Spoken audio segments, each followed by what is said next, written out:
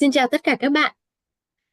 Chào mừng các bạn đã đến với buổi hội thảo trực tuyến ngày hôm nay, và buổi hội thảo của chúng ta sẽ có topic là nói đúng trọng tâm, đạt điểm xứng tầm. Và ngày hôm nay mình là My, rất là vui khi được đồng hành cùng với các bạn trong buổi hội thảo. Hôm nay chúng ta sẽ có thời gian để chia sẻ cùng với thầy Daniel. Thầy cũng đã có hơn 15 năm kinh nghiệm trong việc giảng dạy tại Canada và Việt Nam. Hy vọng rằng thầy sẽ đem lại những cái kiến thức mà giúp ích cho các bạn cho các kỳ thi sắp tới. Và trước khi bắt đầu vào buổi hội thảo thì chắc là chúng ta sẽ hãy cùng tương tác với nhau vào khung chat box ha. Không biết là các bạn đang đến từ tỉnh thành nào? Các bạn có thể comment vào khung chat box cho mình được không? Chương trình của chúng ta hôm nay thì sẽ được livestream trực tiếp trên fanpage của IDP và cũng sẽ được record lại tại kênh YouTube của IDP luôn. Và mình cũng đang gặp gỡ rất là nhiều các bạn thí sinh trong trang Zoom của IELTS IDP ha. Các bạn vui lòng comment cho chúng ta được biết là các bạn đến từ tỉnh thành nào. Để mình cũng được biết là các bạn đang nghe rõ lời mình nói ha.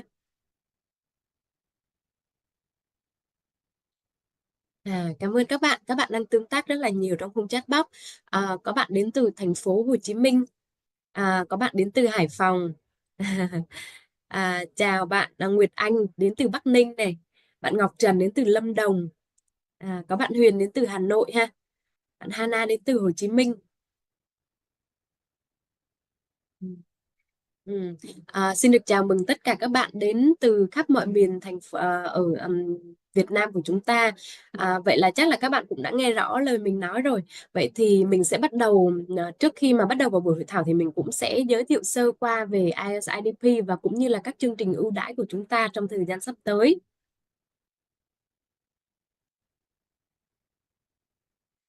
Đầu tiên về IDP Việt Nam thì hiện tại là IDP Việt Nam đã có gần khoảng 30 năm kinh nghiệm trong lĩnh vực giáo dục quốc tế và khảo thí IELTS rồi các bạn. Và với nỗ lực của IDP thì hiện tại chúng tôi đang có khoảng 22 văn phòng toàn quốc và có 6 văn phòng trực tuyến.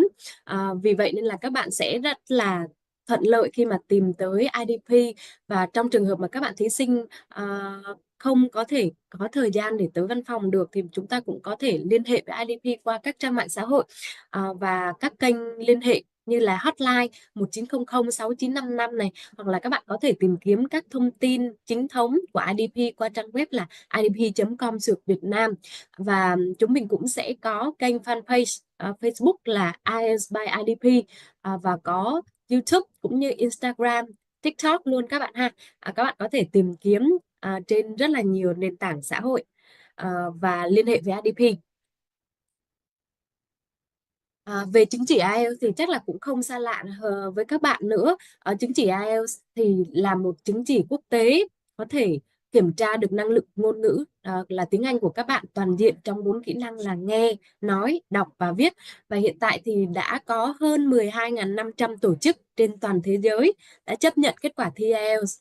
Và chính phủ Úc này, Canada và New Zealand cũng như là nước Anh đã sử dụng IELTS cho mục đích định cư rồi. Và các nhà tuyển dụng, các trường đại học và các tổ chức trên toàn thế giới, bao gồm cả Mỹ, cũng đã chấp nhận kết quả thi IELTS.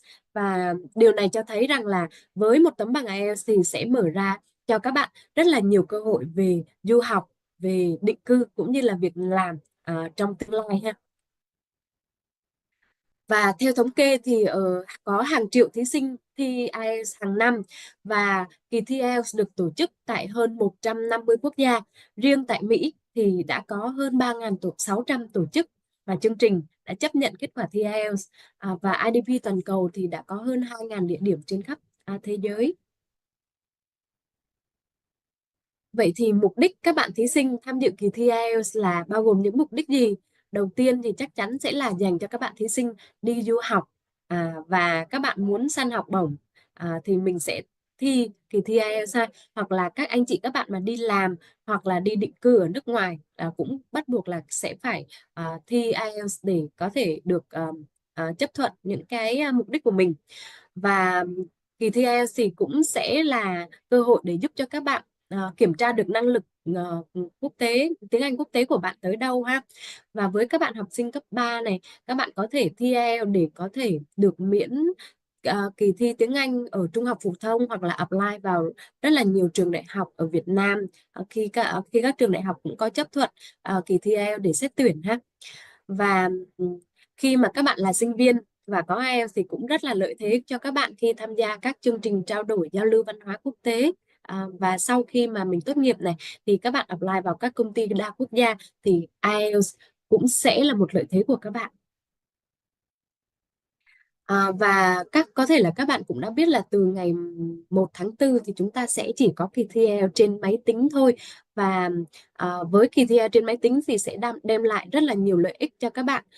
Cụ thể là về kết quả thi này, so với kỳ thi trên giấy thì các bạn sẽ cần phải đợi 13 ngày. Thì với kỳ thi trên máy chúng ta sẽ chỉ cần đợi tầm 1 đến 5 ngày thôi là chúng ta đã biết kết quả rồi. Kết quả sẽ trả rất là nhanh cho các bạn ha. Và lịch thi thì cũng rất là linh hoạt nữa. IDP ở IDP thì chúng ta sẽ có lịch thi trải dài từ thứ hai cho đến chủ nhật luôn.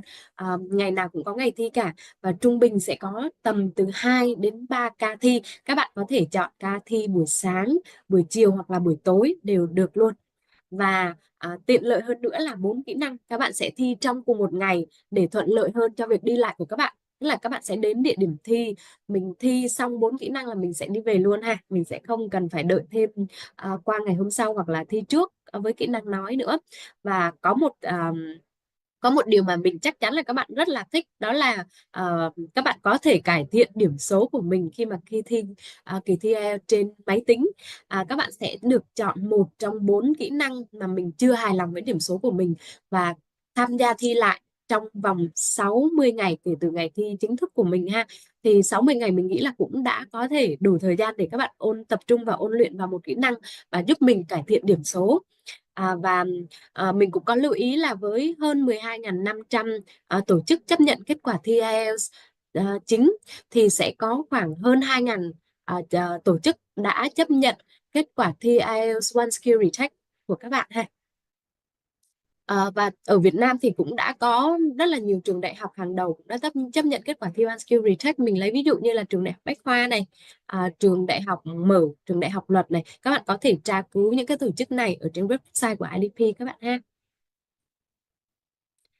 Với IDP thì chúng mình sẽ rất là nỗ lực để đem lại những nhiều lựa chọn và sự đa dạng hơn cho các bạn thí sinh, bằng cách là chúng mình sẽ giúp các bạn có thể đăng ký mọi lúc mọi nơi. Có rất là nhiều cách để các bạn đăng ký. Các bạn có thể tới trực tiếp văn phòng IDP này, hoặc là inbox cho fanpage của IDP để hướng dẫn đăng ký online tại nhà, hoặc là các bạn có thể tới các đối tác mà IDP được ủy quyền trên khắp toàn quốc với mạng lưới là khoảng 600 đối tác, để các bạn đến và được hỗ trợ đăng ký thi.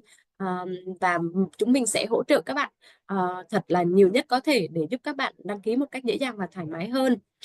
Và ngoài ra thì chúng mình còn nỗ lực để có thêm rất là nhiều địa điểm thi, giúp các bạn để các bạn có những địa điểm thi gần nhà của mình để mình khỏi phải đi xa ha. Và với nỗ lực của IDP thì chúng mình đã có mặt tại khoảng 20 tỉnh thành trên toàn quốc, với những cái địa điểm thi mà chúng mình đã nỗ lực để giúp các bạn không cần phải di chuyển nhiều ha. Và với IDP thì giám thị và giám khảo rất là uy tín và thân thiện, sẽ một phần nào đó giúp các bạn giảm căng thẳng trong quá trình thi. Và nếu mà cần hỗ trợ gì thì các bạn đừng ngại nhờ sự hỗ trợ của các bạn giám thị trong phòng thi của mình ha. Và đây cũng là cái phần mà mình nghĩ là rất là nhiều các bạn sẽ thích đây. Đây là một cái chương trình ưu đãi của IDP dành tặng cho các bạn nhân tháng mừng đại lễ ha. Với các bạn nào mà đang có nhu cầu đăng ký thi tại IDP thì chúng ta hãy liên hệ với IDP đăng ký các ngày thi trước tháng 7 từ giờ đến tháng 6 ha. Với các kỳ thi trên máy tính thì các bạn sẽ được ưu đãi là một cái phiếu voucher mua sắm trị giá là 300.000 đồng cùng với khóa học ôn luyện thi của Đại học Macquarie trị giá là 1,4 triệu. Phần này thì các bạn nếu mà có nhu cầu các bạn hãy liên hệ với IDP, các văn phòng ở IDP này, hoặc là mình PM trực tiếp cho fanpage của IDP thì chúng mình sẽ hướng dẫn các bạn để đăng ký và nhận ưu đãi này. Ngoài ra thì chúng mình cũng hiểu được rằng là các bạn sẽ rất là muốn tìm hiểu về kỳ thi IELTS trên máy tính, thì chúng mình đang có một cái buổi hỗ trợ học thuật miễn phí dành cho các bạn. Đó là buổi thi thử 2 kỹ năng nghe và đọc tại 3 văn phòng Đà Nẵng, Hà Nội này và thành phố Hồ Chí Minh vào thứ Tư hàng tuần ha. Mình sẽ có một buổi kéo dài từ khoảng 4:30 cho đến 7 giờ tối, và các bạn sẽ được thi thử 2 kỹ năng trực tiếp tại phòng máy của IDP luôn. Các bạn cũng sẽ được trả kết quả trực tiếp này, và các bạn sẽ được trải nghiệm phòng máy thi thật, máy tính thi thật của IDP. Chúng mình cũng sẽ hướng dẫn cho các bạn các thao tác làm bài cũng như là các dạng bài tập để các bạn có thể quen hơn với kỳ thi IELTS trên máy. Và đồng thời khi các bạn tham dự buổi thi thử thì các bạn cũng sẽ có cơ hội là nếu các bạn đăng ký thi thật vào ngày hôm đó, mình cũng sẽ có nhận được à, được cái ưu đãi là giảm 500.000 trực tiếp vào lệ phí thi ha. Do đó là chúng mình rất là chào đón các bạn cho các buổi thi thử tại văn phòng IDP. Và nếu mà các bạn đăng ký thi lại 1 kỹ năng thì mình cũng sẽ có một cái chương trình voucher, giảm voucher 300.000 nữa. Với các bạn nào có nhu cầu thì các bạn nhanh tay PM cho đội ngũ của IDP qua fanpage này, hoặc là qua các kênh hotline ha. Chúng mình sẽ hỗ trợ để giúp các bạn có những cái phần ưu đãi này. Rồi, và cũng không để các bạn đợi lâu nữa, chúng ta sẽ bắt đầu bước vào buổi hội thảo của chúng ta ngày hôm nay. Mình sẽ giới thiệu sơ qua về khách mời của mình. Khách mời của chúng ta ngày hôm nay là thầy Daniel, và thầy đã có hơn 15 năm kinh nghiệm trong việc giảng dạy tại Canada và Việt Nam. Thầy cũng là Master of Education ha, và với những cái kinh nghiệm dày dặn của thầy thì mình chắc chắn rằng hôm nay các bạn sẽ nhận được rất là nhiều kiến thức bổ ích. Okay, so hi Daniel, are you ready for the workshop today? Sure, yeah. Ready to go. My turn then? Yes, all right, then let's get this show on the road. Hello, everybody. Welcome. Thank you very much for coming today. I'm just blown away by all of the different locations I saw in the Zoom chat. Dong Nai, Haiphong, Hanoi, and Saigon. I do hope that you're able to get something useful out of this. So, without any further ado, let's get rolling. So, IELTS Speaking 6.0 to 7.5. That is the goal for today. About how can we be bringing our speaking scores up from that 6 to the 7.5. All right, so some speaking issues. You can type this in the Zoom chat, please. What are some common speaking problems for Vietnamese on the speaking test? What are some issues? And I'll give a few seconds to see if people are typing away, getting some thoughts down into the chat. I mean, there are some pretty famous ones, although I've been here, pronunciation, word choice, ideas, accents, the lack of environment, pronunciation, sure, ideas for for Vietnamese or for the Vietnamese. Yes, either one is okay. Don't know what to talk about, struggling to develop ideas, personal views, cannot understand the questions, repetition. I mean, there are so many different things that could be a challenge for Vietnamese. Let's continue on. So, a famous issue for everybody is the last sounds, and especially last s, last z, and we can include in there is as well. These are difficult for pronunciation. So instead of saying is, people will say I. Was, people will say wa. Place, play, and places. You'll hear some people just give a place and really longer. Now, I have noticed that this is changing over time. So I've been in Vietnam. Well, I came Christmas Day 2009. I did leave for a couple of years, but over 12 years here in Vietnam overall. And I have noticed the pronunciation has been improving, but these famous last sound issues, I still see them. Now, one thing I want to point out is that the last sound is also for the last sound in a syllable. So you see that letter S in customer. I hear people pronouncing it as customer. Hospital, instead they'll say hospital. Emphasizing the last sound in every sentence make you unnatural. It can be, and we'll talk a little bit more about that shortly there, Khoa Lam. And so yes, not pronounced, not articulated. And this is the number one individual phoneme pronunciation problem because it is an especially common final sound.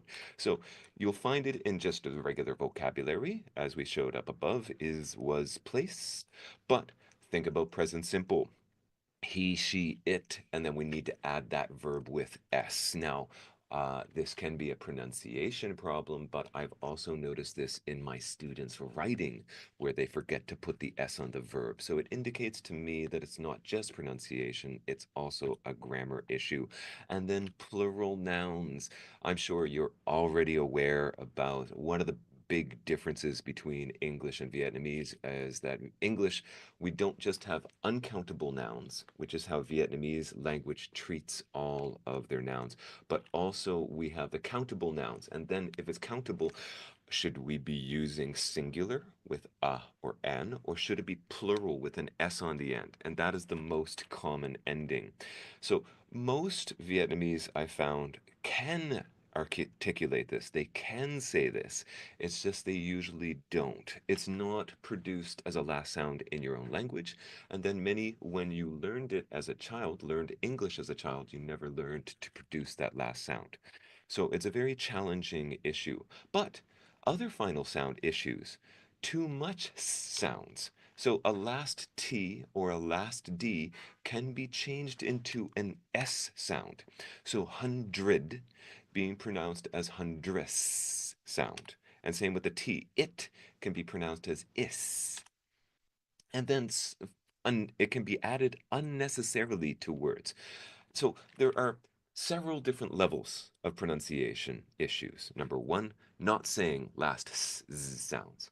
But for some people, final T, final D changed into an S sound. And then a third group of people where they just add s to everything, nearly everything. And if you have this problem, it is many different words that are happening. One example of this being my family, pronounced as my families, which makes me wonder, wait, how many families do you have? So, rolling on, the key takeaway I want to share with you in this workshop is that you need to develop your own self-awareness. It's the number one takeaway. Get to know yourself. And we are talking about this with language, with English, but honestly, this is just a life lesson generally. What are your issues? So it can be about pronunciation, but for any aspect of life. And then you are the only one who can make change happen. A teacher can only show you the door. You have to choose to step through it and make these changes permanently. So, example, are you not saying the last sound? Then attack that issue. Dedicated practice over time is the only way that you're going to break this bad habit of pronunciation issue. And to get angry at mistakes. Why get angry? Well, so there's going to be a range of you out there. Some of you are going to be younger, some of you are going to be older. But what happens is at the age of puberty, when a boy starts becoming a man, when a girl starts to become a woman, there's a big shift that happens with the brain. And we start to lose access to passive learning, where as a child, we can just sit there and if feeling of frustration. It's a type of anger. So get angry at the issues that you have. Don't let this happen. Fight it. All right, continuing on. So just a text solution. What can we be doing for individual phonemes? Elsa speak. Well, I know, not groundbreaking. Listen, there's going to be more later. Stay with me. But if you're looking for individual sounds, Elsa speak is pretty good with its freemium versions. Free. You can just get free work on these last sounds, these individual sounds. It's pretty good with it. And so we had that question about emphasizing. I found that with Elsa Speak, when I have experimented with it, they are overproducing these final sounds. So they're saying play s with an extra s to it. And that's fine if you don't say those last sounds.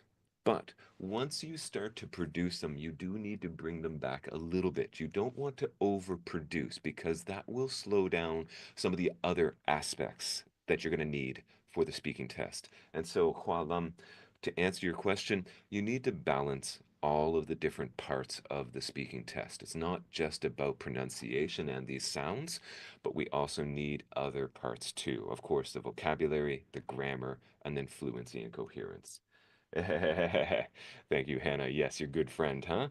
So yes, it is good for people that are development. So IELTS, the workshop brought to you by, I saw they had an introduction for me already. I'll do a quick one myself. So who am I? I'm Daniel F. Almon.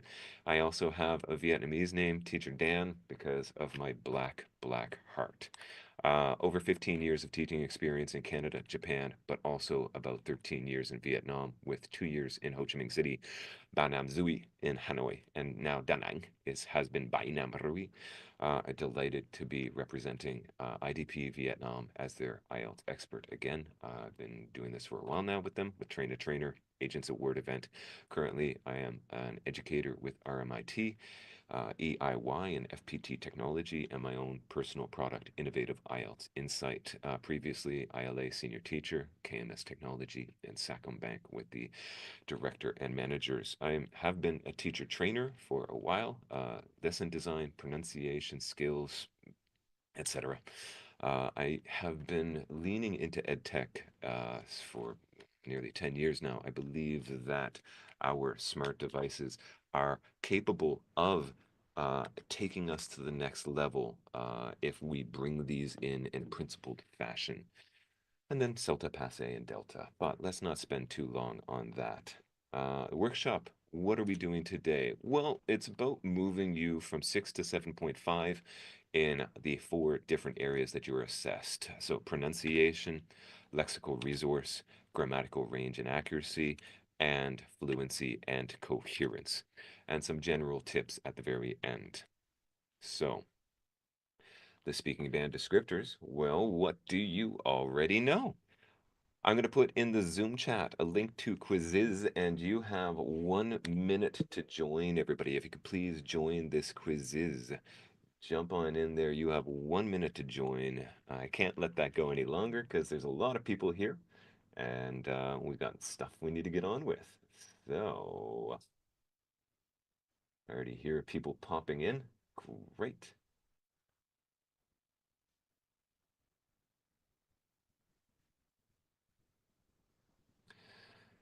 30 people in. We're now 30 seconds in. Sony from Japan has made it. Lynn with a star. Cyrus. Lenny Q. And Fam. 10 more seconds. You should be able to join after we start, but there may be a limit in the total number that we have. At 5, 4, 3, 2, 1. Again, you should be able to join there, everybody, after we get this rolling. But let's get this show on the road.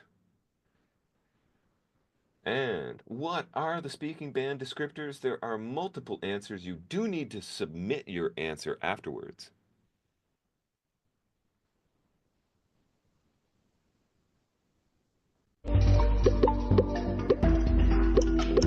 14 seconds.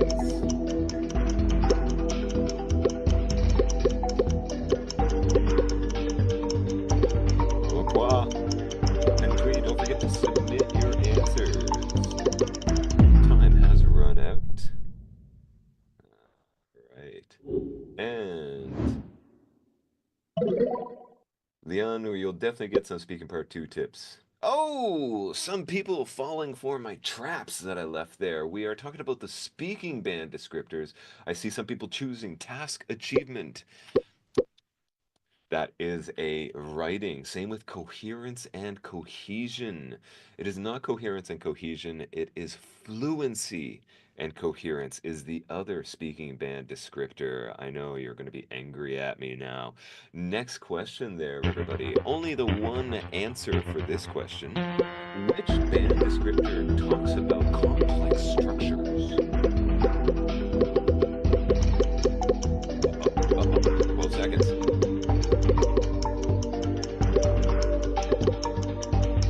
20 seconds total to answer these questions. 8 altogether. 8 questions.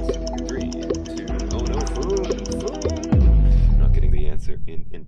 so sorry, Voon.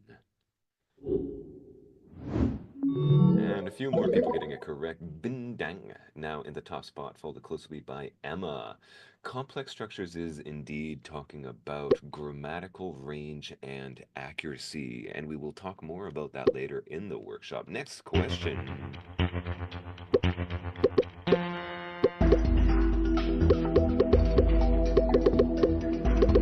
Which descriptor talks about idiomatic language? All of these different points that we bring up here will be discussed in detail. This is to warm you up. Learning should be done in layers, by the way. We should be looking for a more broader, general, and then try to get more detailed multiple times. Bindang, still holding on to the top spot. And number 4, nah, coming on up. Ooh, people getting distracted by the other descriptors. This is lexical resource. Lexical resource. A simple way to think about lexical resource is to think about it as vocabulary, but vocabulary is usually only one item, while we also have idioms, such as over the moon, and we'll talk about outdated idioms later too, passing with flying colors. Which descriptor talks about rhythm?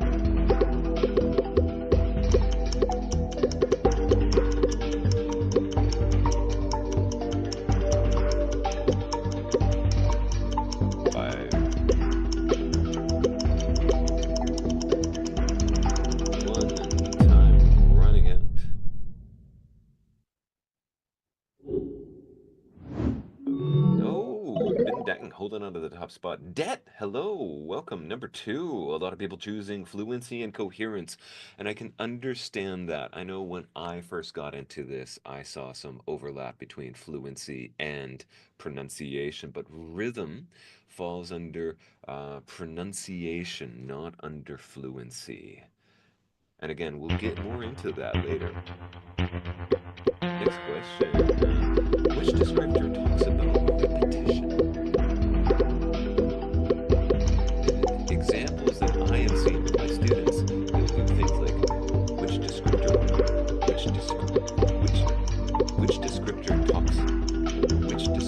talks. I literally, this is what I will hear people say when they're doing answers to the IELTS speaking test. And boom, oh, Bindang still at the top spot. That clinging to second place. This is fluency and coherence is what that's falling under. Next question.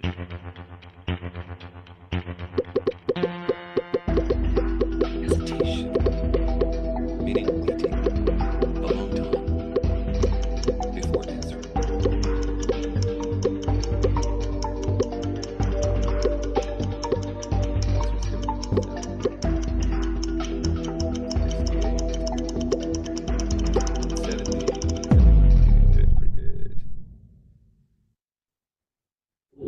Also falling under fluency and coherence. Nothing is taking Bindang down from that top spot.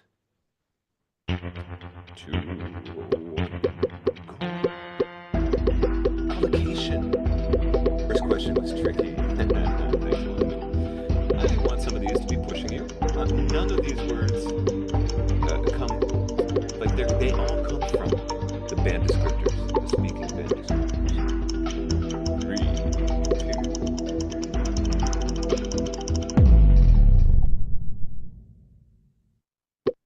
Pop, pop. Oh, goodbye, Ed. Ooh, Huang Min now up to the second spot.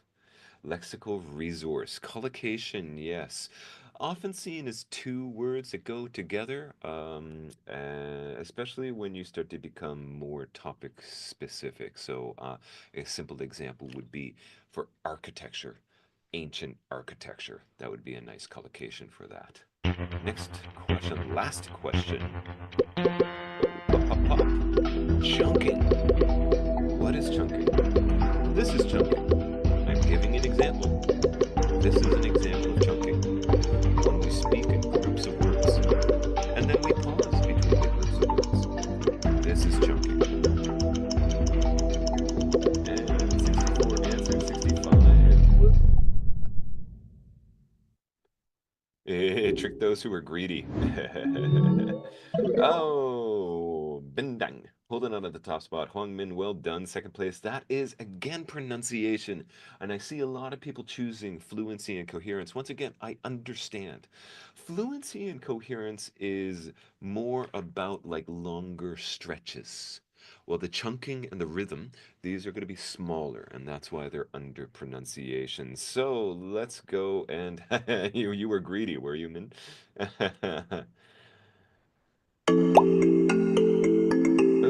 it's not going to show me the top three. Okay. Well done, Bindang was number three, Huang Min number two, and Huan is the big winner.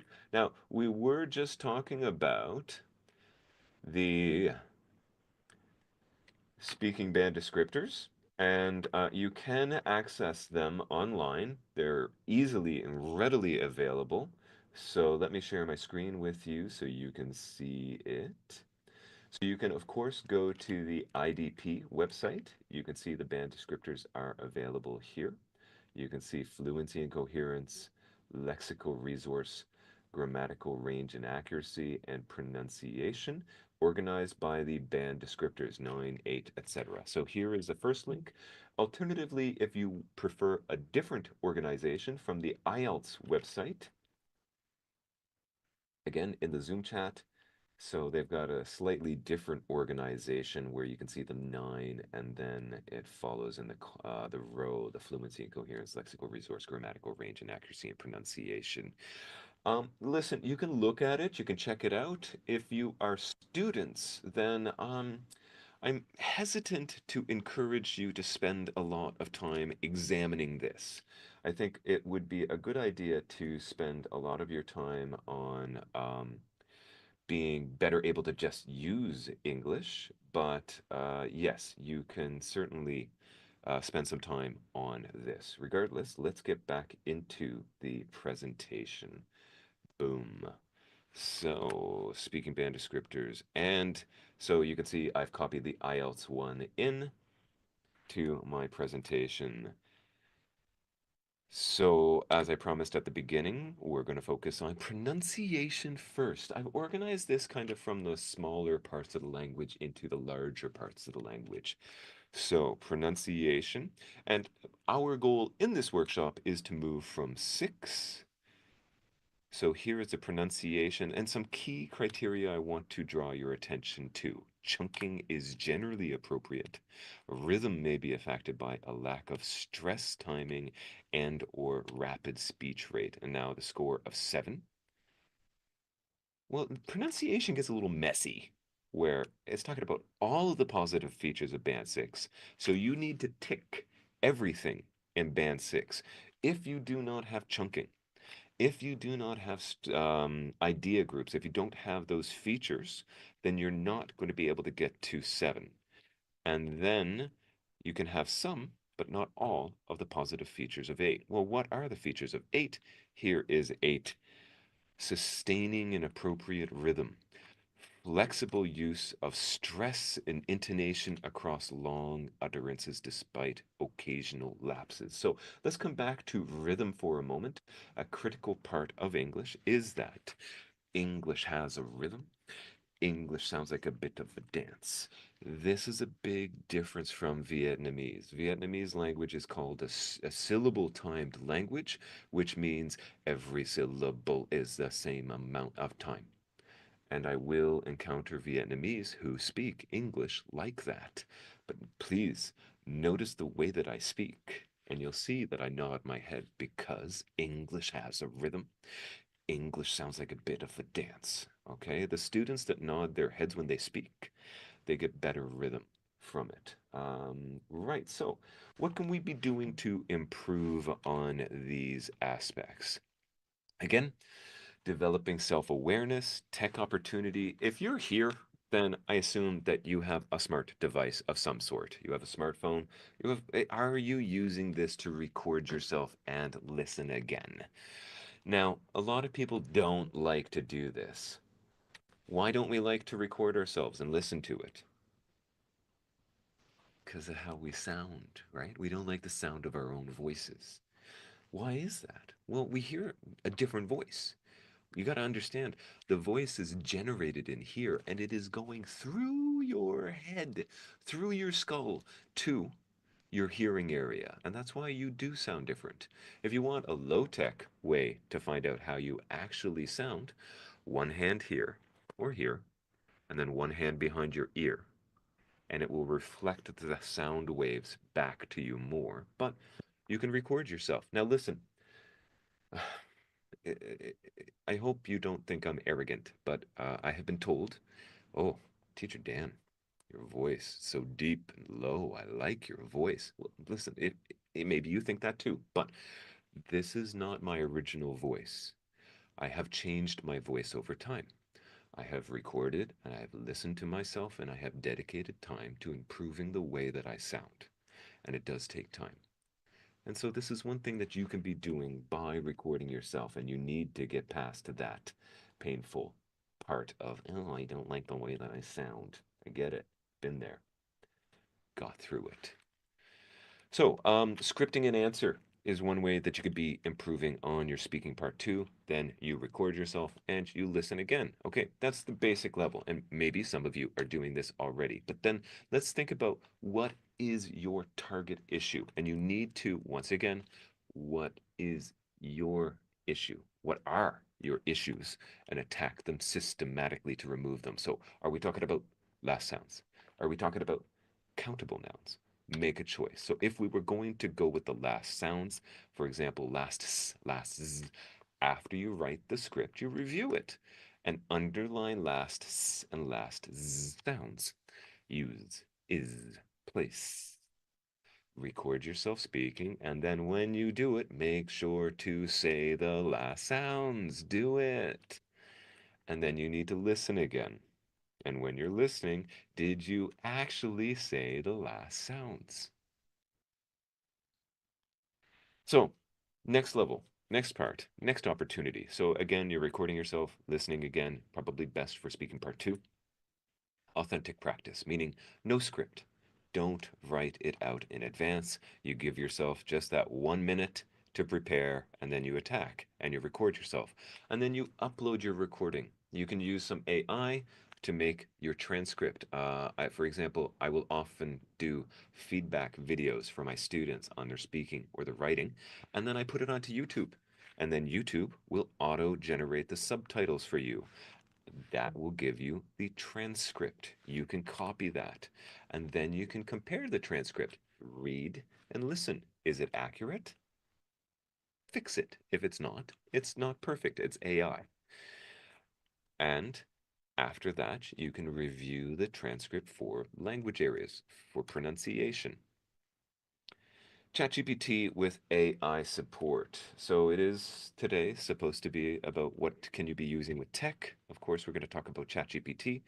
My personal mindset is that if you're not using it, you're falling behind. But there are some valid concerns, and we'll talk about that shortly.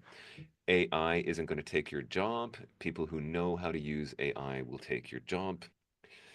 There are valid concerns. What are some issues? Incorrect information, AI hallucination, data privacy. If you're using it, you link an account to it, then it's going to start to track everything that you do.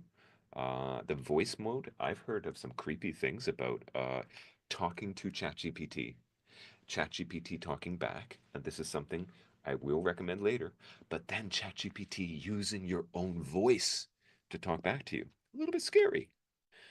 There are environmental costs. Using AI to answer questions takes a lot of resources and it draws on a lot of electricity for this to be done correctly. And then over reliance on AI, your dependence on it, it can lead to a reduction in your skills, skill depletion. It can reduce your critical thinking, which is why I will almost always say, don't go to AI first. AI is your second or third step in what you're doing. What you want to be doing is try to do it on your own first. Come up with ideas on your own first before you go to the AI. Emma speaks face to face. Pronunciation is pretty good. When I record myself, the ending sounds are not being emphasized enough to be caught clearly in the recording. Uh-huh. My speaking source, since I heard my speaking will be recorded and evaluated later. Emma, so you're talking about the online speaking tests. If you're doing the online speaking test, you will be going through IDP. They will make sure that you've got a proper headset and a microphone that will be catching your sounds clearly. You won't need to worry about it, provided you are producing those last sounds. If for your own situation, I don't know what tech you are using, but if it is a smartphone, their microphones are usually pretty good. But if you're relying on a laptop, the microphones are not usually very good on laptops. You may want to get a dedicated microphone to make that work. All right, so anything else that I want to? Oh, yes, and then AI becoming sentient, meaning self-aware, and leading to the robot apocalypse, and we're all dying. I half joke, I don't know, maybe, but listen, I don't have control over AI. It's there, it's out there. It is a tool that we can be using, so why not? But up to you. Next, ChatGPT limitations. Pronunciation. No, it's only moderate in its accuracy. It is designed to understand, so it is very forgiving of mistakes. I've deliberately not said last sounds, and ChatGPT has fixed it for me, changing my uh, I produced a countable noun as uncountable, no S on the noun, and ChatGPT put the S on it. So its pronunciation, nah, don't rely on it for pronunciation. And it has some serious issues with coherence. Dubious in quality. It is potentially improving. I mean, every day they are working on making all of the different AI options better, but it is not fantastic at the English logic. More on that later. And be careful. ChatGPT is overconfident. It will confidently give you a band score, but don't believe it. Don't ask for that band score from ChatGPT. It's unrelated to reality. Okay, so voice to text transcription. I'm a big user of voice to text. It's the fastest way to input text into a smart device or into a document itself. It is better than what is available in smart devices. So Google Docs, MS Word, Facebook or Zalo, whatever's on your phone, it's all right, but it's not as good as ChatGPT for getting your words into text. So again, speaking part two transfer, no script, so that we're doing context dependent learning. 1 minute for the notes, speaking for up to 2 minutes. You get an authentic log of your actual speech. And then you have feedback potential. You can share this with your teachers if you have them, a tutor. But more immediately, you can prompt ChatGPT for feedback on your grammar and vocabulary. And this is one area where ChatGPT really shines. Mwah. Grammar and feedback editing is really good at that. So, and then after that, you can prompt it for language exercise suggestions. It's about improving your automaticity. How automatic are you in generating and producing speaking that is the correct grammar and the correct vocabulary? And that is a lot of it repetition, practice. Okay. Pronunciation, check, done. Next, lexical resource before grammar, fluency, coherence, and general tips. So, lexical resource. Again, the band descriptors focusing on the six, taking us over to lexical resource. And vocabulary use may be inappropriate, but meaning is clear. Next up to 7. Some ability to use less common and idiomatic idioms, awareness of style and collocation, but inappropriacies occur. So 7, you could still be using the wrong words, but we need to be seeing more idioms and collocation. Be careful with idioms. We'll talk about that shortly. Continuing up to 8, because we want to try to get to that 7.5 at least, right? So again, skillful use of less common and idiomatic items. Occasional inaccuracies. It's about your frequency of mistakes. So, before we get into that, let's just talk briefly about idioms. So, idioms, ones that I've been hearing a lot lately with my students would be over the moon, ass with flying colors, um, even cup of tea. if somebody is using it in the positive, sports are my cup of tea. First of all, the first two, no native speaker. I've never heard a native speaker use these ones. Oh, there's another one, knee high to a grasshopper. I've never actually knee high to a grasshopper. I heard an African Canadian man who was 65 when I was 20. So we're talking about 25 years ago. Use that. So no native speaker today uses these expressions. Now, there's two levels that we need to be thinking about. There's the actual language itself, and examiners are supposed to be paying attention. Is this idiom suitable with the words that are around it? But then you also have to understand that there is an emotional level that is happening with examiners too.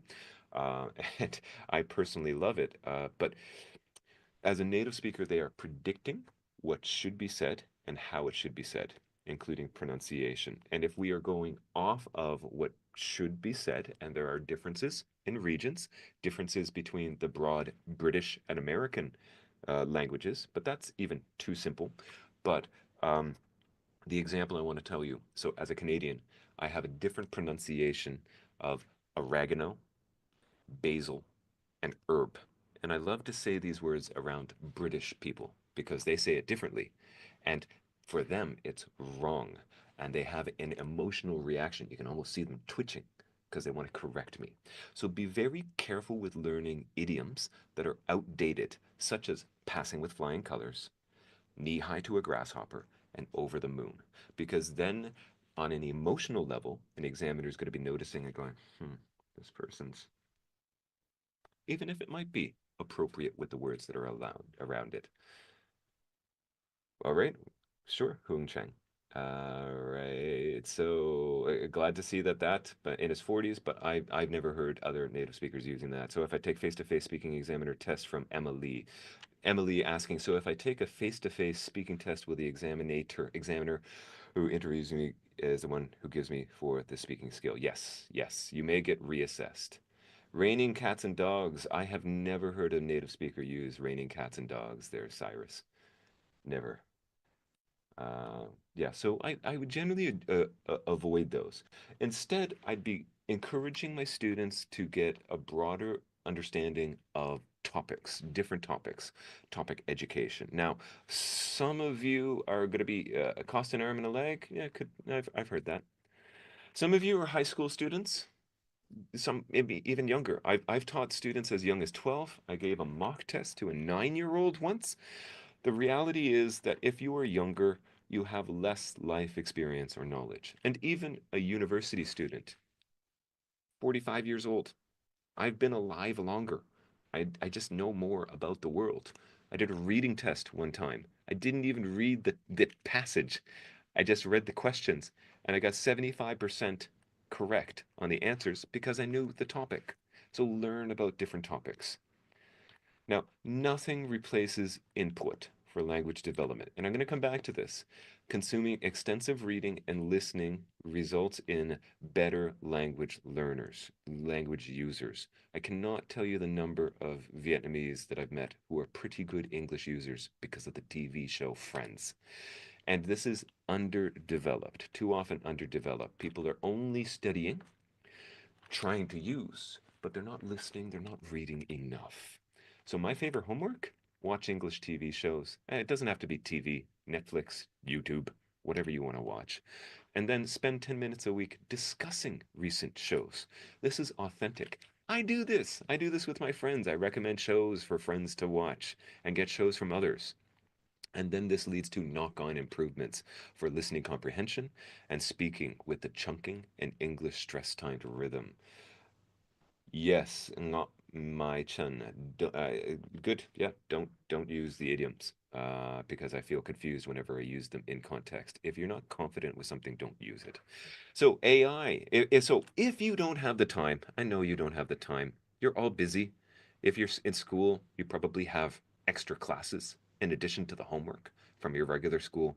If you're a professional, you're working and you're trying to develop your English at the same time. Maybe you have a family. Where is the time? Well, so you can try to fast track topic education. So what are the potential benefits of space tourism? AI can give you the idea of economic growth. Developing industry space tourism could create new markets, job opportunities, boosting the global economy. Technological advancements. Early investment in space tourism could drive innovations in transportation and safety, benefiting other sectors long term.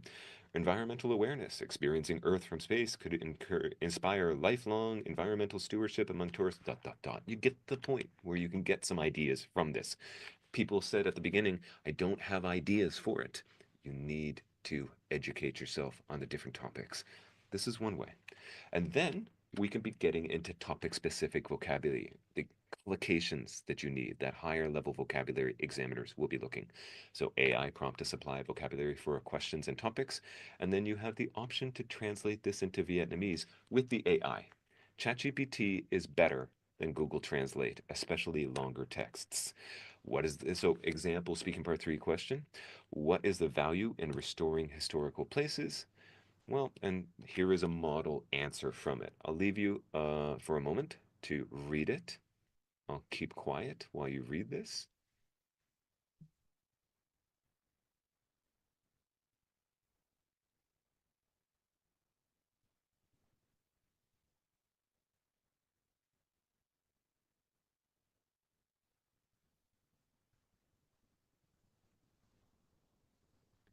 Issues. Issues with this answer? What are some problems you see with this? Is it a perfect answer? You can put in the Zoom chat.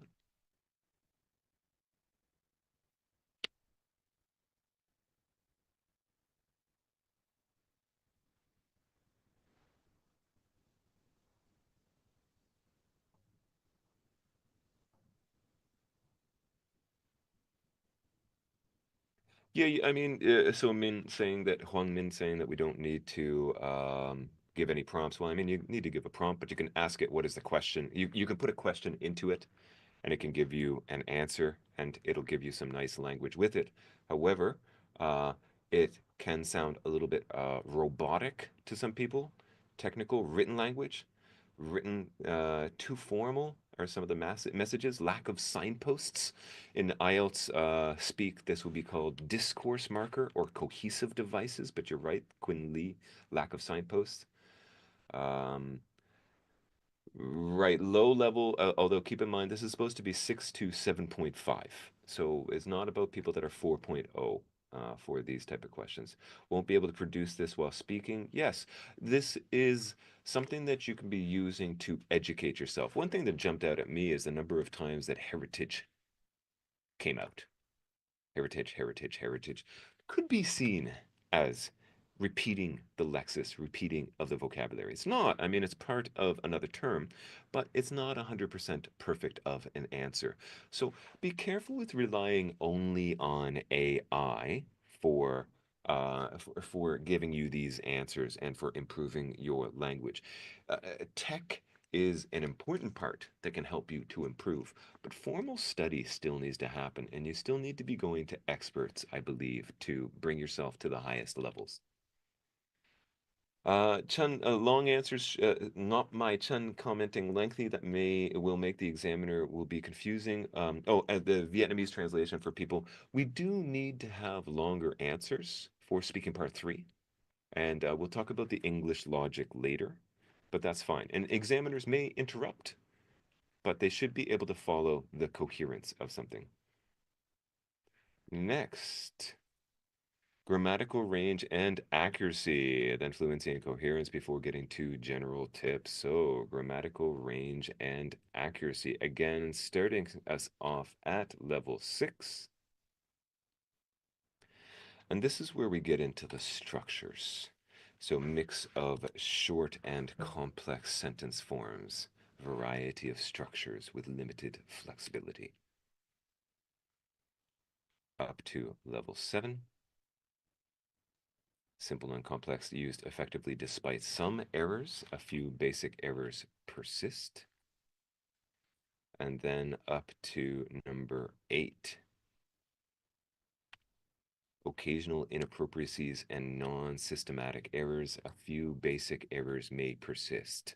Now, this is one thing I want to point out. One thing I noticed when I started to study the band descriptors in depth is that even though we are receiving a number and it feels like it's quantitative in its score, it's actually a qualitative assessment.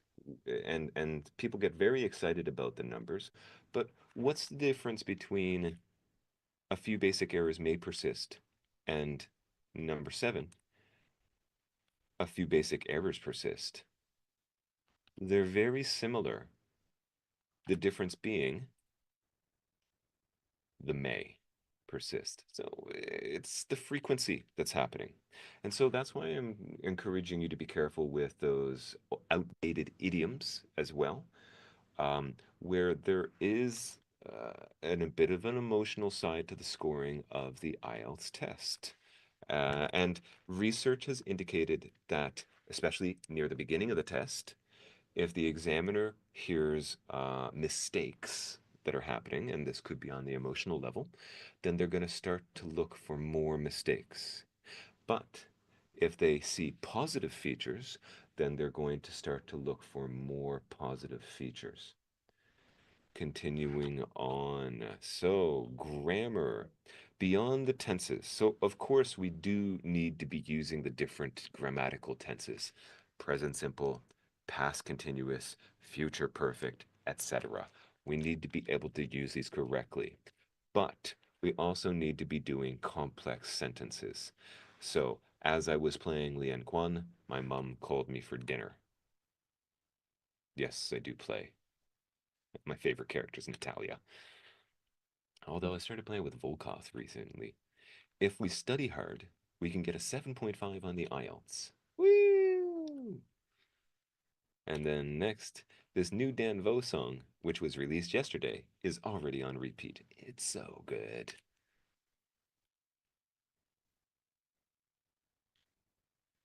Need to have at least one independent clause and one or more dependent clauses. And these are going to be joined by subordinating conjunctions such as, unless, if, because, and so on, or who, whom, that, which, what, relative pronouns. Now, if you're only producing these ones, I'm sorry, that's not enough. You need to be able to stack multiple dependent clauses together with grammatical accuracy. So ChatGPT and the audio, we already talked about this with the pronunciation area, vote, but you probably are aware that you can do voice mode with ChatGPT. And then you can get feedback. You can prompt it for the grammar. And I've got an examiner set up that I will share with you, because that's one thing about ChatGPT. If you don't set it up correctly, it's very happy. It's very cheerful. It will give you a lot of affirmations about how great your ideas are. No examiner is going to do that. So, yes. And how can I know which idioms are outdated? So Ang, I'm not sure about websites that are talking about outdated ones, but you can certainly be going to italki, where you can post things onto there, and experts will chime in and let you know if language is useful or not.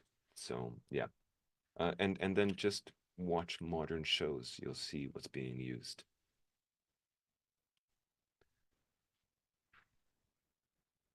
Right. So fluency and coherence. So right, coming back to the complex sentences. So the issue that can happen, as we said, you need to have more than just this to be getting a higher level grammar scores. But what will happen with the students once they start to get into longer sentences? That's when the grammar, so then we're talking about the present simple, the past perfect, the future continuous. That's where they start to make the mistakes. So that's why ChatGPT can be very good, or whatever AI is your preferred one. I know there's a bunch of different ones like Claude and Gemini, um, and getting it for that. So fluency and coherence next, and then some general tips. So fluency and coherence. Again, starting at the band descriptor of 6. Coherence may be lost at times as a result of the hesitations, the repetition and self-correction. Uh, coherence, coming back a moment. If you are not familiar with this word, coherence, this is talking about logic, the English logic, the development of ideas.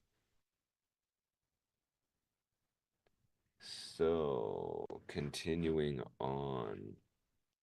Well, idioms you learn by heart without context. Yeah, the context is key, as Huang Ming is talking about in the chat. Yeah, be very careful with watching TikTok videos that are just throwing out idioms.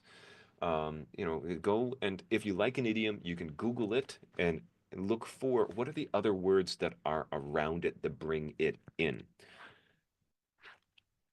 But we're going to continue with the fluency and coherence, and you'll see again some hesitation, repetition, self-correction may occur. Indicate problems with accessing appropriate language. So this is indicating the issues with the automaticity of production. And this is first, again, we need the input first, and then we need to be using it. Do not leave it all in your head. We need to be bringing it out too. And then hesitation may occasionally be used to find words or grammar, but most of the hesitation will be content related.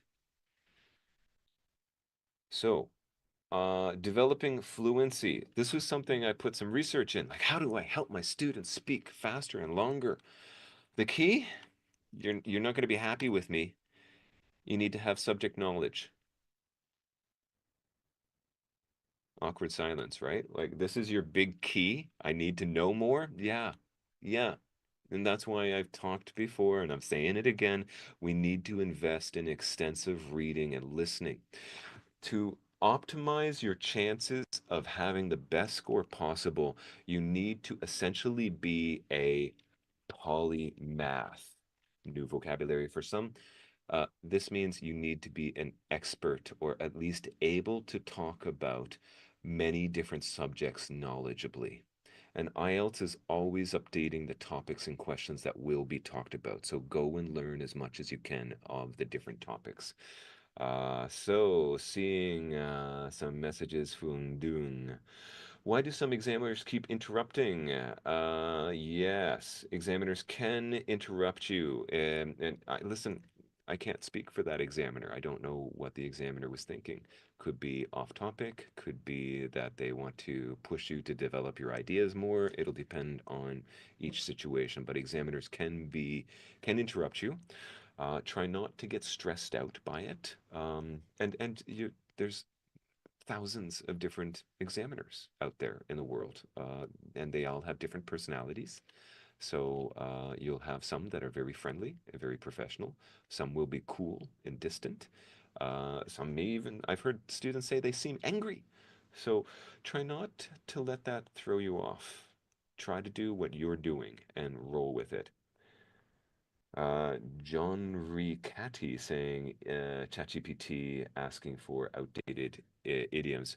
Be careful with that. Try not to spend too much time looking at it. It could be the more that you encounter an old idiom, the more it starts to go into you, and you may start to use it reflexively. So do be careful with that. But to follow up on John Ricatti's point, is if you learn a new idiom, if you see a new idiom, put it into ChatGPT, ask, is this outdated? If it is yes, yeet, don't learn it. Continuing on, so developing your world knowledge. And so there's a lot of ways that we can be doing that. Podcasts, shows, news, practice IELTS tests. Sure, you can do that too, reading and listening. And then excursive listening. So branching out into topics triggered by the initial reading. So for example, if I am deciding to learn about Ho Chi Minh, uh, I want to educate myself on this country's hero, and then I discover about the Battle of Dien Bien Phu. Hmm. Oh, that's interesting. And so I jump from Ho Chi Minh to Dien Bien Phu. And then I discover General Va Nguyen Giap, or Va Nguyen Giap, depending on your pronunciation, and I decide to learn more about this Vietnamese hero. This is excursive learning, where one bit of information leads you to another, leads you to another.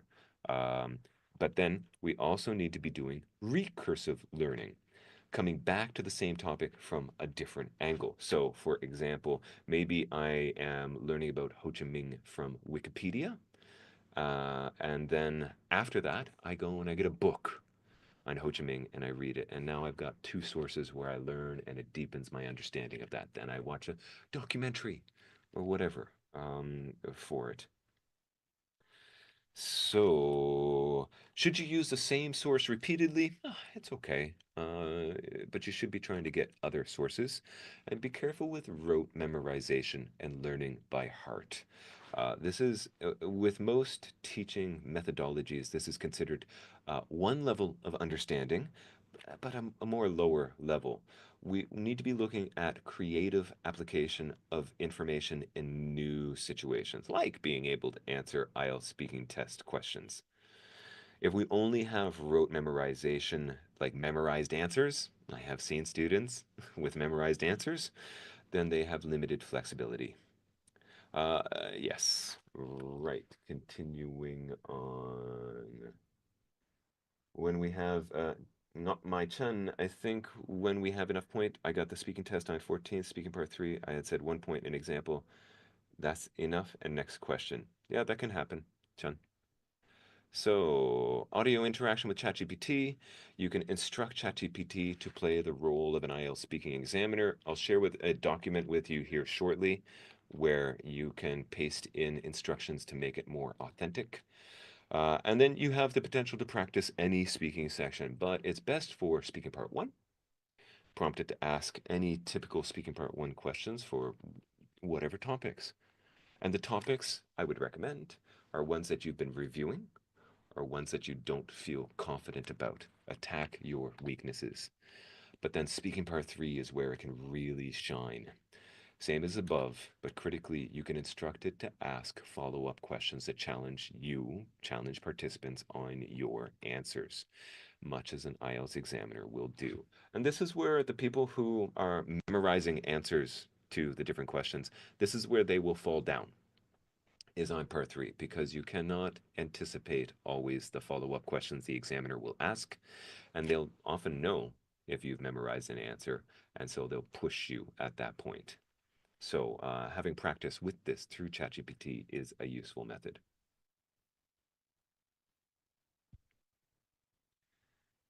Yes, Quinn Lee talking about examiners being nice, switch topics very fast, 4 topics part 1, 1 to 2 questions each, got like 3 subtopics in part 3, 2 questions each. Yes, yes, exactly, Quinn Lee. That memorize, I mean, come on. If we're only memorizing answers, then we're not actually learning how to use the language. We need flexibility. Pardon.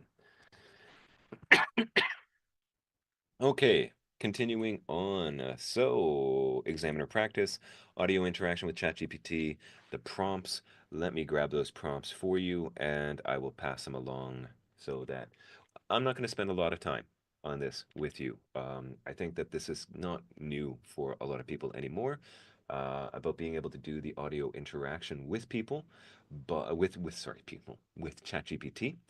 But if you haven't changed ChatGPT to make it act more like an examiner, then this document will be useful for you. So in the Zoom chat, once again, here you go. Again, I'm not going to spend any time on this. This is for your own resource later. You can take this and put it into ChatGPT. But people that are, I see a lot of people opening the document already. Just save this, everyone. Save it, because I'm gonna keep going here. I see not my chun. Think if we have enough points, the examiner will stop, or too lengthy or off topics, we should. Yes, do be trying to stay on topic. And again, we'll be talking about this here shortly. Would like to test the candidate's quick response. A quick response is part of it, Chun, but even for me, I mean, I am a native speaker. I'm aware of a few different topics. I feel like I have some rapidity in my production. I can do this kind of quickly sometimes. But if somebody asks me a question that I'm not ready for, I will blink and then take a moment to get my answer going. Now, using a filler at that point, that's one thing that is good to memorize is a filler. Like, that's an interesting question. And try to save that for part three. I've had some of my students do that in part one. What's your name? Hmm, that's an interesting question. Yeah. Juan. Juan asking in the chat, if I make a grammar mistake while speaking, should I correct myself or keep going? Juan, oi, correct yourself. Try not to do that too often. I make grammar mistakes in live production. That happens. But if you are self-correcting, that is in the fluency and coherence score. If you're doing it too often, then it's going to lower your fluency and coherence. However, if you're not fixing your grammar mistakes, then the examiner's thinking, grammar mistake, right? So, yes. Glad you're finding that useful, John Ricati. Accent. Juan asking, does accent affect my score? Yes and no. If your accent is so strong that people have a hard time understanding you, yes. And that's also for native speakers there, Juan. There are some native speaking accents that are not internationally recognizable. So if you've heard of Cockney or Scouse, which are British accents, I have a hard time understanding those people, right? So if I have a hard time understanding them, they would actually get a lower score on the pronunciation, despite being a native speaker. So just because a person's native speaker does not mean that they can get a 9. Right, so those are the prompts, QR code for the same prompts, and boom. Continuing on, the English logic. Consider, what do you think is a good answer to which method of travel do you consider safest? Don't write anything. Don't put it in the Zoom chat. Don't need to. Just think about it. Consider it for a moment. And I'll take a moment to water my vocal cords.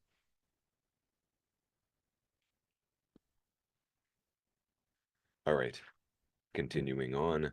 Model answer. Now, this is not a, don't use this as an answer, but a common answer I had. So I did a bunch of mock speaking tests with this question. How could this answer be improved? In my opinion, cars are the most safety because they are comfortable. You can drive really long distances. Also, you have personal control. All right, in the Zoom chat, how could this be improved?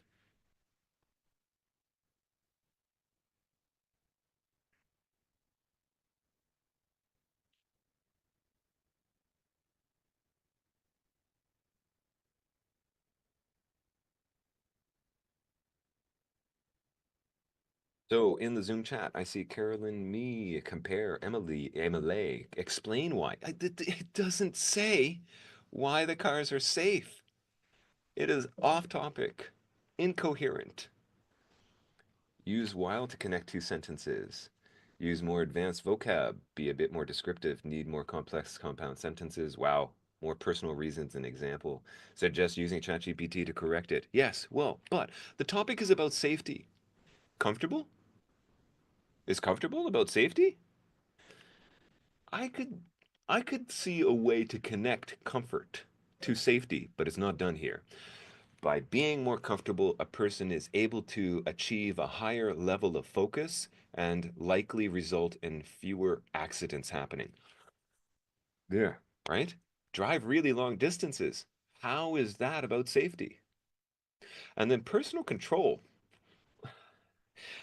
Well, I mean, maybe you personally think that you're a good driver, but I have news for you. Everybody thinks they're a good driver. Is there anybody that's like, oh no, not me. I'm a terrible driver. No, nobody says that. I mean, listen, maybe there's an exception out there, but most people think that they're good drivers, and yet we still have. I, I, I hope you're not one of those people who is riding a motorbike and texting a friend at the same. That's not safe. Watching a video while riding a motorbike or driving a car. I mean, the reality is, where is the number one place that we might die in the world? It's on the road out there, right? And so, our focus should be 100% on the road. Regardless, don't get me wound up on this. Yes. So, focus on the keyword, And make sure your answer is on topic, not about what's easy, but what is the topic about. Right. So let's get into the so-called English logic. I don't, you'll notice the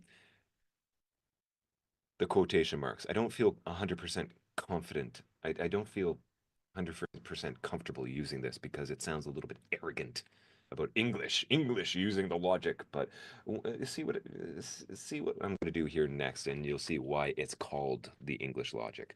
So the English logical progression, the basic three, you'll see it's often depicted as an upside down triangle because of the scope of the answer from it. And this also applies to writing, English writing, especially writing task two. Your topic sentence, your supporting idea, and your supporting evidence, a real world example. So, same question. There's a lot to recommend cars in terms of personal space is safety, especially if compared to motorbikes, which is the most common means of transport in Vietnam.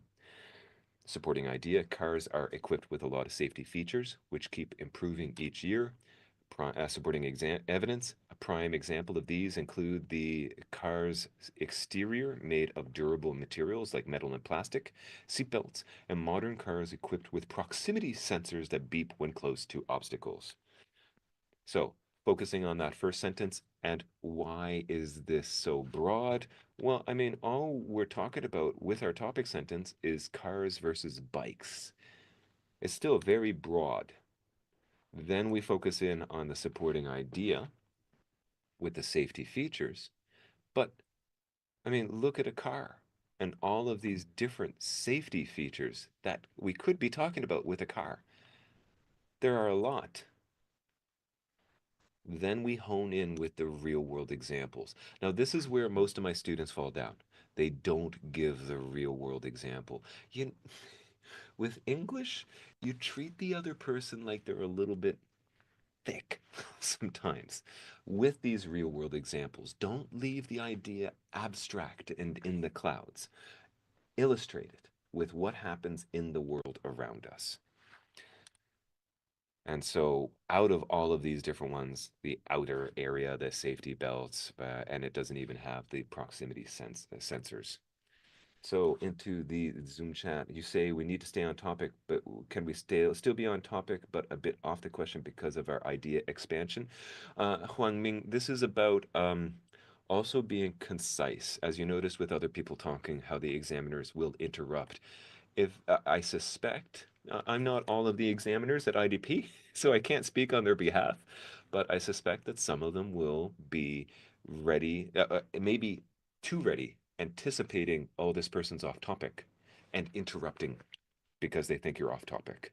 So try to get your answers tight and focused on what you need to be talking about. Kong Wen, concern as well as my students in general that I would love you to validate. The question is if test takers make an attempt to use big and academic words, yet the way they say it is awkward, and you clearly feel the crudeness of it, not in sync with the level of the word. Listen, I mean, try to use the words that you're comfortable with. We need to push ourselves with our vocabulary. Even for me, I have been working on using more advanced vocabulary. Recently, I have been building optimize into my language more often. And I've been personally making a choice to use exquisite more often. These are fantastic words. They're just so beautiful. Uh, but we need to be sure of the context. What are the words that should be around it? What are the topics that should be used for this? So, Kongwen, in class, push, but for the test, use what we are comfortable with in some. General tips, prioritizing improvement areas. So some general tips. Bink. Again, coming back to the point, prioritize growth areas. What is challenging for you? Attack that. One thing you can do, you can research common topics. I know that out there, there are prediction sites. Some people have told me that these prediction sites for the topics are pretty accurate. I'm not going to comment on that, but go and have a look at the topics that you don't feel comfortable with and attack those. Educate yourself on them. First, extensive reading and listening, ideally, if you can. If you don't have the time, using the AI to build up your knowledge with some bullet points on that. And then after that, build from there. And then we need to make sure that we're using it, practice it. Which ones are you concerned about? Learn about those. And so coming back to that topic education that I talked about with lexical resource and topic specific vocabulary, that advanced vocabulary that Kong Wen had been asking about, learn these, practice using these, get feedback on it in various ways, and try to become more competent with them. And boom, I've been ranting about the investing in extensive as much as you can. Read graded readers, news, blogs, listen to shows and podcasts and YouTube and TikTok. Try to do this for pleasure if you can. Do this for fun, ideally. I mean, listen, how much can you leverage your hobbies to help you for success in other areas in life? I mean, are you watching Korean romances? Are you learning Korean? Okay, then sure. But I mean, I promise you, there's a lot of good English romance shows out there. Why not watch those instead? Now, coming back to the point of the issue of not enough time. How can I squeeze more out of my day? Well, there are times that we are doing things that don't take our higher level intelligence. For example, household chores. If I'm washing dishes at the sink, I've got a podcast on. Now, maybe this podcast is for fun, or maybe it's something that I'm educating myself on, but this is time that you could be developing at the same time. Exercising. If you go out for a jog or a walk or something like that, a podcast could be in your ear, right? Uh, Personal hygiene moments. These are opportunities for learning and for pleasure, and then as a hobby, yes. All right, boom. And then the tech solution. Right, for developing English Central, I've come across this one recently. Has a lot of different videos out there, English videos, many different topics, business, social, talking about food, etc. While you're watching the video, it's showing the subtitles or closed captions, whatever you want to call it, and every word in the subtitles, you can click on them. And if it's new vocabulary, it gives you a definition, it gives you the pronunciation of it. And then later, you get to re-watch the video and you get some typing practice where you'll type in the vocabulary that is missing from it. And in another workshop I created, I have argued strongly about investing in 21st century skills, about typing itself. Well, it's not even 21st century, is it? Learning to type fast, quickly. Learning to type is such a useful skill. And so many people don't learn how to type. This is not going anywhere anytime soon. We're going to continue to use keyboards for at least 5 more years, if not longer. So learn how to type quickly. If you only type 20 words per minute, IELTS writing, well, think about how long that is going to take with IELTS writing if you only do 20 words per minute, task 2. But if you can type 100 words per minute, that's how fast I can type, 100 words per minute, 250 words. In theory, I could finish writing task 2 in 2.5 minutes, right? Same thing. You're going to need typing for pretty much everything. Now, almost done. Typing with English Central, you can sign up for one-to-one tutoring with a live coach. That does cost money. Issues with it, limited number of free videos. I mean, the workaround, you create more accounts, but then you'd lose the vocabulary that you have been studying. And there's a feature where it records the speaking, it records you speaking, missing vocabulary. No, it is not accurate. Deliberately butchered the pronunciation and it didn't work. So, I mean, actually, it did work and it shouldn't have. Right. Finally, questions. I have been answering questions as we go, but do you have any questions? Looking into the Zoom chat. What have I missed? So, Kongwen, I answered that one. Duk Ang Chung.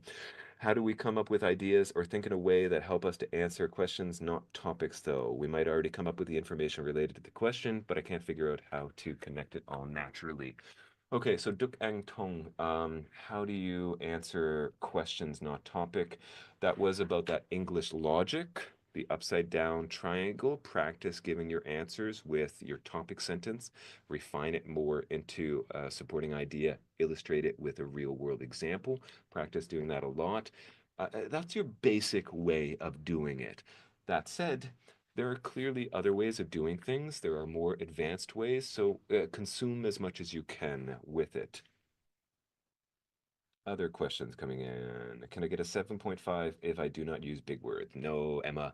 Not even a 7. Well, I mean, listen, Emma, the rest of the scores, I don't think so, Emma. You're going to need to have your topic-specific vocabulary in order to get 7 or higher. That's collocations, the juicy stuff that the examiners will go, oh, interesting, good vocabulary. All right. Other questions? Feel free to raise your hand too if you want to talk to me. Talk a bit about how to better tackle task two, like what the strategy is. I mean, you're telling a story basically, Juan Min. You need to answer being able to tell a story better, and so practicing storytelling generally is a useful skill. I love to. I've been born with the gift of gab, so I'm able to do this. But it's something that I refined and I practiced in my head before telling stories. So doing these more often. You've got the 4 different bullet points that happen with speaking part two. The first 2 points, honestly, should have no notes. You don't need it. Just reading it should trigger the information you want to talk about.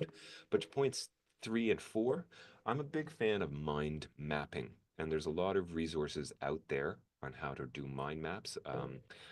There's a YouTuber, Justin Soon, who does a lot of mind mapping work on that as a study tool.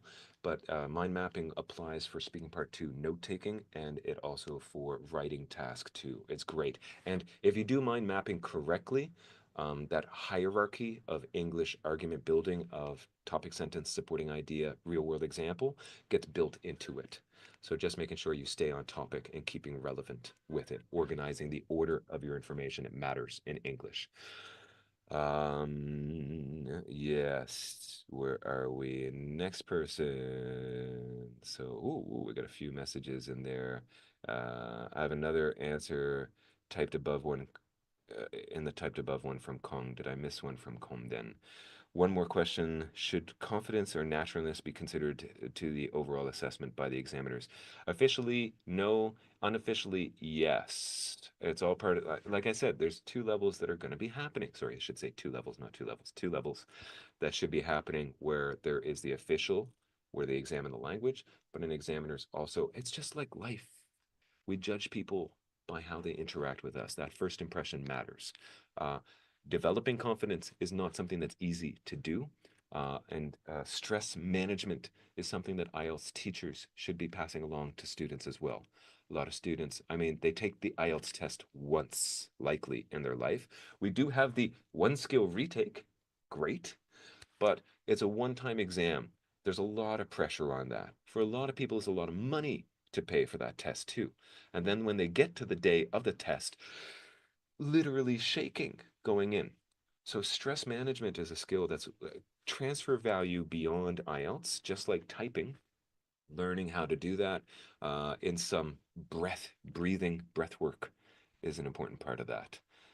Sorry about missing that question there, Kongwen. Next, some people have reverse logic. They tend to think specifically first and then generalize their ideas. Trying to tie it all together, you can certainly lead with an example. You can see that in body paragraphs in writing task two, leading with an example. That can happen. Just make sure it's all tied together. Speaking part two, 1 minute 35 seconds. Dramatically, Tian, you want to be trying to get ideally above a minute 40, a minute 50 if you can. So practicing it a lot and trying to get a feel for how long that is.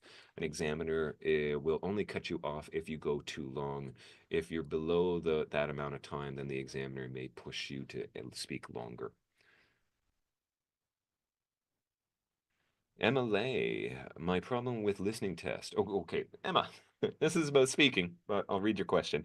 I understand everything in the audio, but I can't remember the detailed information that I need for some answers. Emma, try to be answering as you go. So I believe that we're all computer-based now with the IELTS tests across the country. Da Nang just had a change where the March has been the last month for the paper-based. It's going computer-based after that. So yes, while you're listening, typing the answers as you go, inputting them as it happens would be my recommendation. Um, how can I take notes in part two fast and effectively? Huang and sorry, I can't see the rest of your name. I see that's a D. Um, so we talked about mind mapping.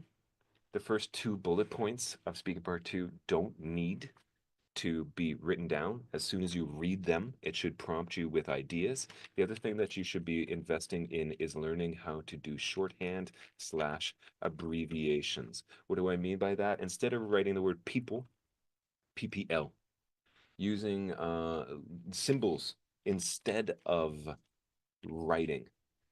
You should not be writing full sentences. You should not be writing full words.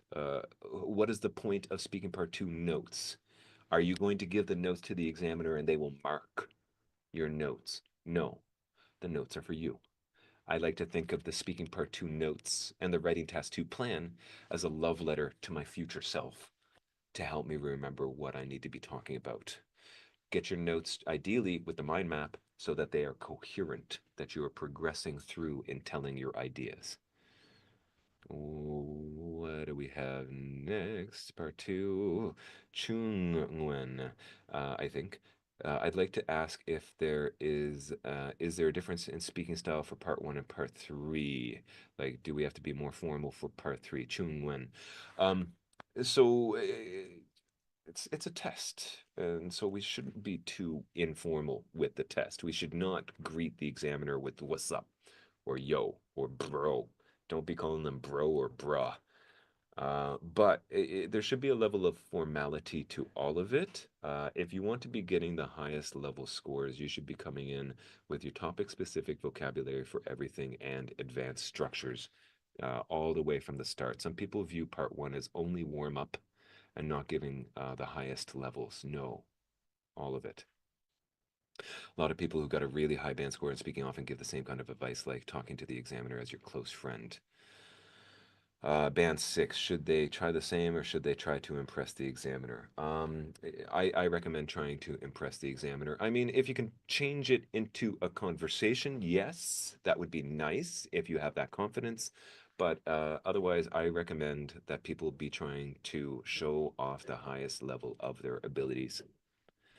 Expand my answer in part three quite comfortably, so should I just keep speaking until they interrupt me? No. Ming, finish your point. Because then now you're starting to get onto the emotional level where the examiner's like, oh God, this guy's still talking. You ideally you want to be coming up with two ideas to support each point that you're making. So idea and real world example. You have heard people messaging, or you've seen people messaging in the Zoom chat that I am interrupted after one example. Okay, there you go. It can happen. Be ready for that. But if you have finished your point, then just finish it to tie it off, move on. Next, can I ask the examiner to repeat? Yes. Mai Nguyen asking, can I ask the examiner to repeat or paraphrase the question? Yes, you can. You can ask them to repeat the question for part one. You can ask them to paraphrase for part three. Yes, you can ask it for twice. Don't go any longer than that, Mai Nguyen. It's indicating that you do have language issues if you're not understanding it. I'd like to ask, is there a difference in speaking style? Yes, I just answered that one, Chung one. I would recommend being formal from the beginning and answering it with the best of your abilities, the best vocabulary. Part three, when my talking about listening again. Part three, listening. My just a quick one on this one because we're supposed to be focusing on speaking here today. My recommendation is that part three, it can be about focus issues. I mean, I don't know. I would need to see the mistakes that you're making and diagnose where the issue is coming from. Without seeing that, I can't really tell you. My recommendation is practice as much as you can. There's a lovely website, Mini IELTS, out there that you can go check. They've got lots of reading and listening practice tests.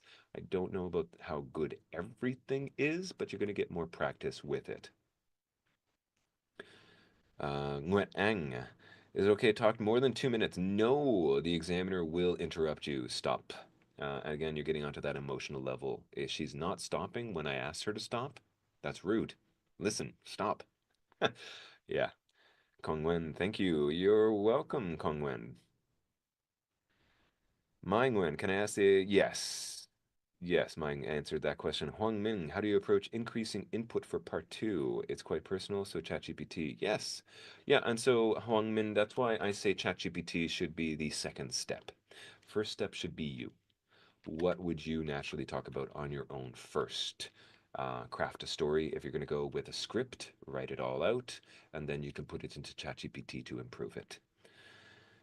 Tuan Nguyen Lei, can you help to clarify what's the key points between 6.5 and 7?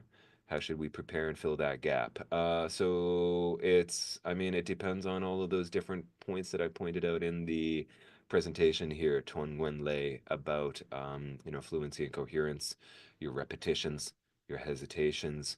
Are you developing the topic in a logical way? 6 to 7 with vocabulary is topic specific vocabulary, collocations, idioms, grammar, complex sentences used correctly. And then with pronunciation, you got to be hitting your last sounds, cannot have any pronunciation mistakes. You need to be doing chunking, speaking in groups of words, and rhythm. The speaking part 3, going straight to the point without rambling. How to, oh, sorry, Lei Huyen, I have a question that how to speaking part 3, going straight to the point without rambling off content. Lei, this is something that you need to develop. And so, as I mentioned with Huang Ming, where he was talking about, I need to get to my point, maybe I go off a little topic. We need to be concise, and this is a skill that we practice. Asking yourself, is this on topic? And if you're not sure, going to ChatGPT, it might help you, or getting a teacher, a tutor to help you with these points. Do not have the knowledge about specific topics. Can I ask? No, MLA, change the topic politely. I do not recommend that. My recommendation with that one is a thought strategy, cradle to the grave. You can look that up and go and explore things more deeply. It's a critical thinking strategy where you try to consider a topic from the beginning of whatever it is, and then extrapolate to the end of it.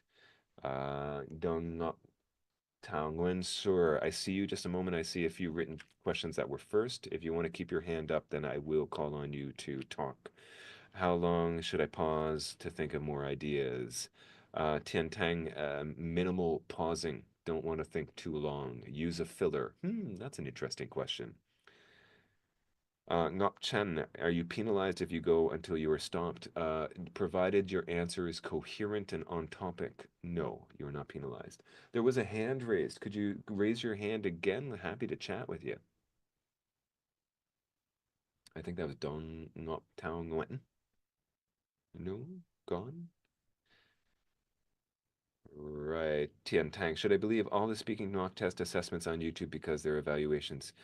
Tian Tang, be very careful with any source that's online that is coming from outside of your established institutions.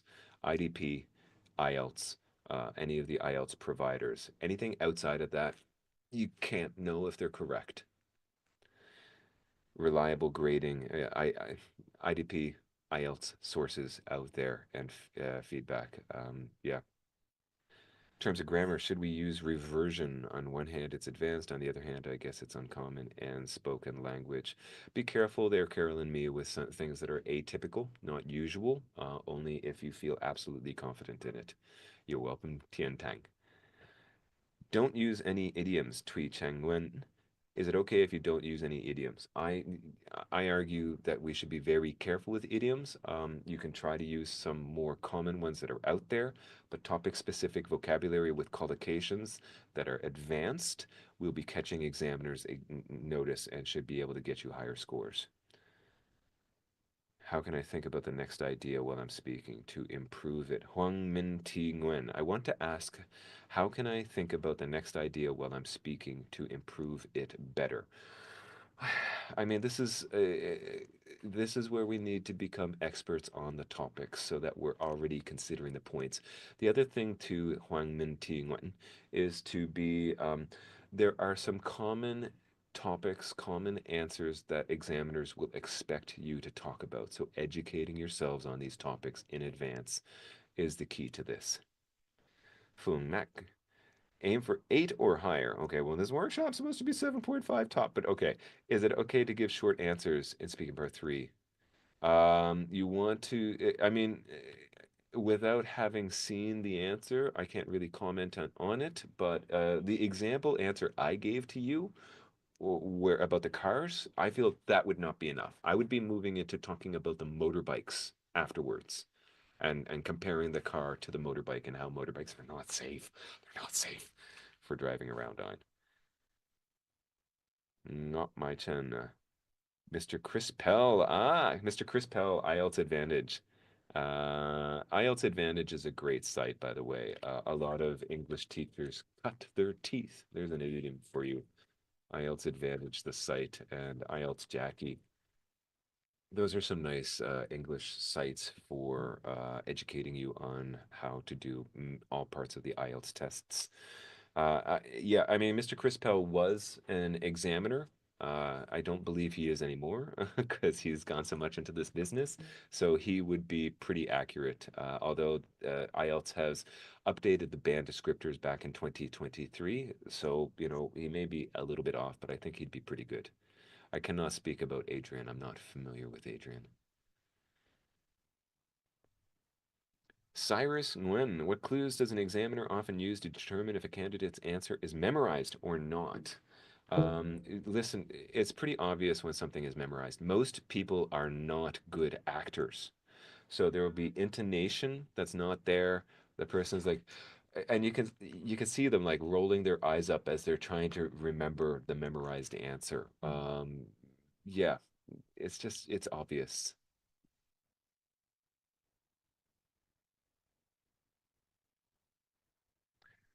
Yui or Zui Nguyen, can I get a band-aid if using too little idiomatic language? Thank you. I mean, it's in the descriptors that you should be using idiomatic language. Just be careful with using outdated ones.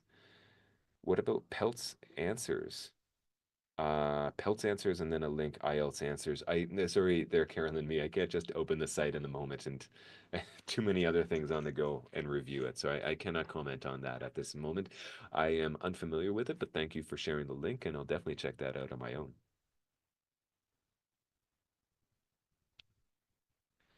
Intonation. No.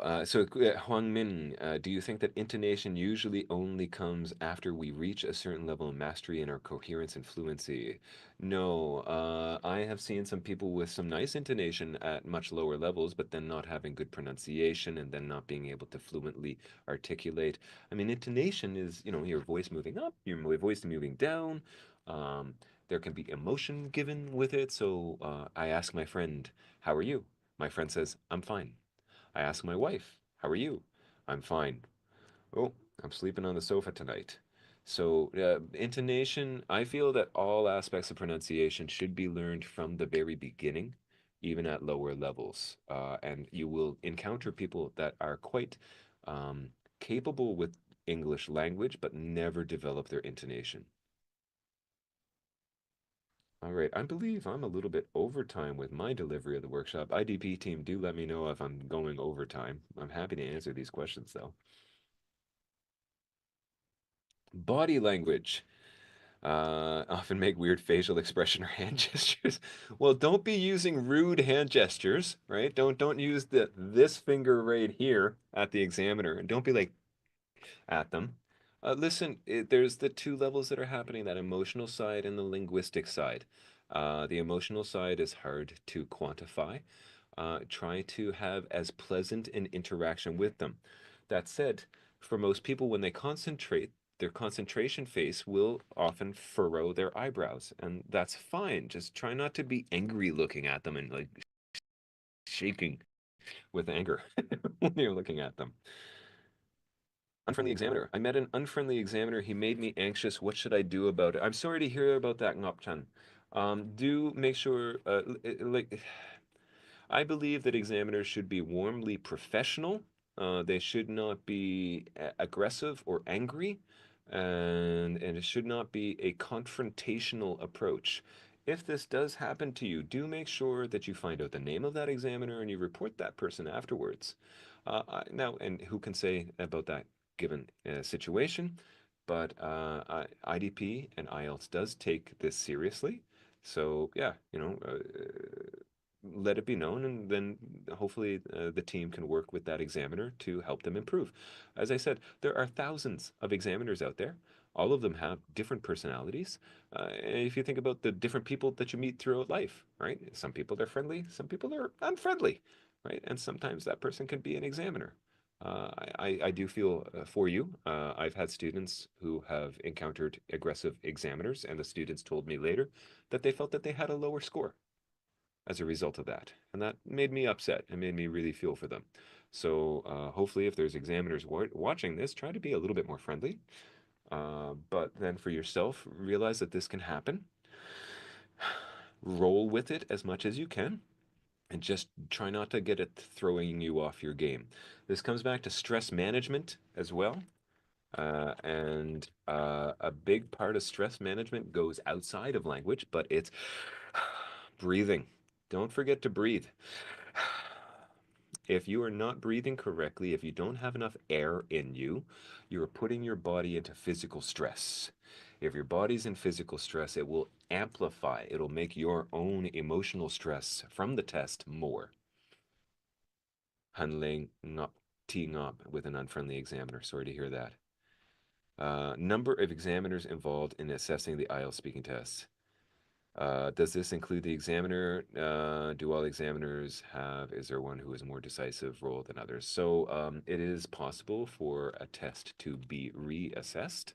And there are certainly examiner trainers. They train other examiners to be examiners, but that's all I can say on that. If I report the case, will I be able to take another speaking test? I cannot, I don't know. Carolyn, me, I cannot say about that. But do make sure you try to remember the name of the examiner, or I believe that every test taker will come out and they'll ask, they'll give you a survey about how the test was for you, and be honest about that. Listen, I believe that most people, hopefully all people, we are a work in progress. We're trying to improve.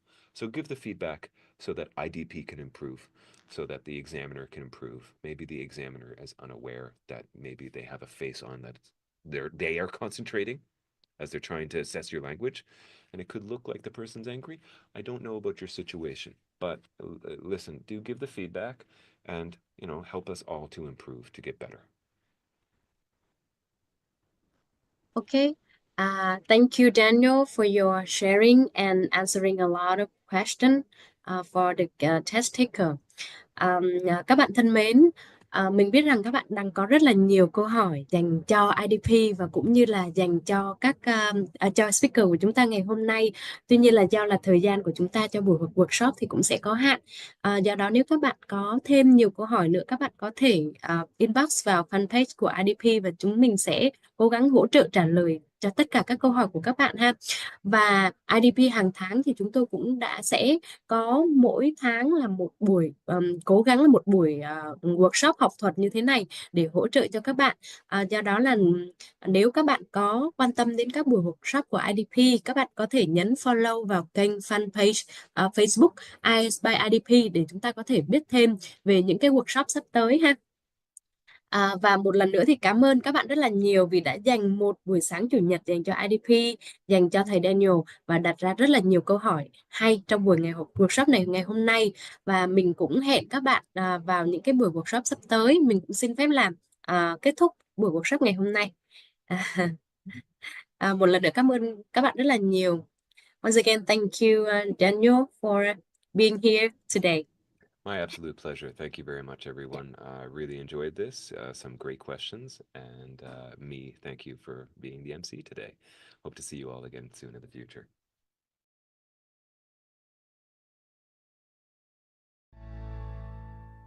Oh, I'm done.